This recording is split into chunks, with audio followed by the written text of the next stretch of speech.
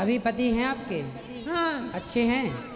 पति तो मैं पति के बारे में क्या बोल सकूं, पति खुद है, उनसे पूछ लेना।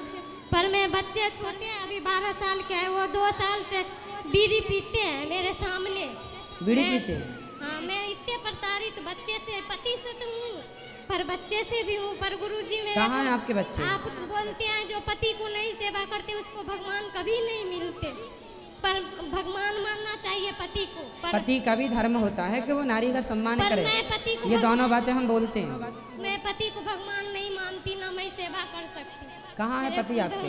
बहुत मेरे को ऐसे मजबूरी है। कहाँ है पति आपके? वो बैठी है उधर। पति बैठी है? कहाँ है? बैठा लो, बताओ। और बच्चे भी है बैठे, शादी एक लड़की 12।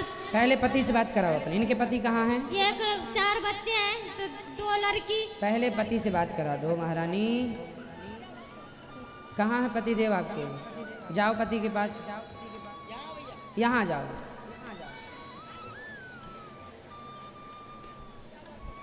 बात कराओ पति से। माइक दो पति को। श्रीमन नारायण गुरु जी। जय श्रीमन नारायण। क्या हो रहा है? पत्नी आपकी क्या कहना चाह रही है? तो इसी से पूछ लीजिए क्या कह रही है। आप तो कह ही हैं। तो आप ध्यान नहीं रखते अपनी पत्नी का? ध्यान नहीं रखते तो बच्चे इतने बड़े ऐसे हो जाएंगे। हाँ, इनको क्या तकलीफ है आपसे ये बताइए। मैं ध्यान ही नहीं रखता किसी का। बस आप ध्यान नहीं रखते? नहीं। बच्चे आपके कहाँ बीड़ी पी रहे हैं बता रही हैं ये? बच्चे, अगर मैं पूरे दिन ड्यूटी कर रहा हूँ, बच्चे को सबसे ज़्यादा माँ का ध्यान होना चाहिए। मैं शाम को आके अगर थोड़ा सा डांट दूँ तो ये खुद मेरे को गुस्सा हो जाती है कि क्यों इतना गुस्सा हो रहे हो। अच्छा, बच्चों पे आप डांटते हैं तो ये गुस्सा होती है? हाँ, अगर बच्चे को मैं पढ़ाता हूँ, बच्चे की पढ़ाई में भी अगर मैं उसको शिक्षा देता हूँ पढ़ने लिखने का, उसके लिए भी अगर मैं डांट दूँ, एक थप्पड़ मार दूँ, उसके लिए भी गुस्सा होते, तो मैं क्या करूँ बोलिए आप। क्यों? बच्चों को डांटना जरूरी होता है, नहीं तो वो गलत रास्ते पर चलेंगे। इसके पास बच्चों के लिए, घर के लिए समय नहीं। सुबह अरे तो काम, मर्द आदमी काम ना करे तो घर कैसे चले? काम तो करना ही पड़ेगा ना। पर ये काम करके क्या करते हैं? बच्चों को पढ़ाई आके क्या? शराब तो नहीं पीते ये? काम करके आज तक ये कुछ किया ही नहीं। शराब पीते हो आप? बात कराओ। एक लड़की मेरे 17 साल की है, एक 15 साल की, एक लड़का 13 और एक 9 साल के, चारों आए हैं। 3 माँ बेटी। मैं काम करती हूँ घर में, झाड़ू। आप क्या करती हैं? मैं झाड़ू पोछा करती हूँ, बर्तन धुल के और समय गुजारना। बच्चों को, दोनों लड़की को साथ में काम करवाती हूँ। बात कराइए पति देव से। हमारे पति सारे व्यवस्थित रखे। मैं बच्चे सुबह जाती हूँ, शाम को आती हूँ, बीच में बच्चे जो मर्जी। तो झाड़ू पोछा करने दूसरों के यहाँ जाते हैं? हाँ जी। बात कराइए पति से।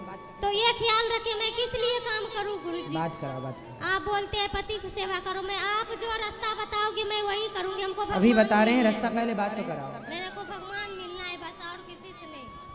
अच्छा देखो, आपकी पत्नी समझदार है, बच्चे बड़े हैं, 17 साल की आपकी बेटी है। अब आपको शराब पीना शोभा देता है?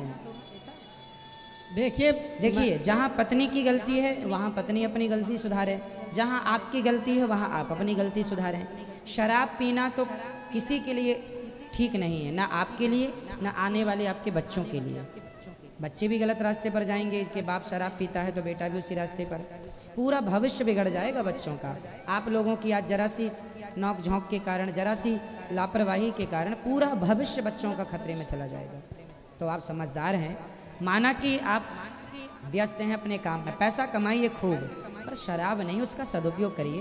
बच्चों को अच्छे स्कूल में पढ़ाइए, अपने लिए घर बनाइए, अपनी ज़रूरतें पूरी कर लीजिए और पति पत्नी मिल के रहो।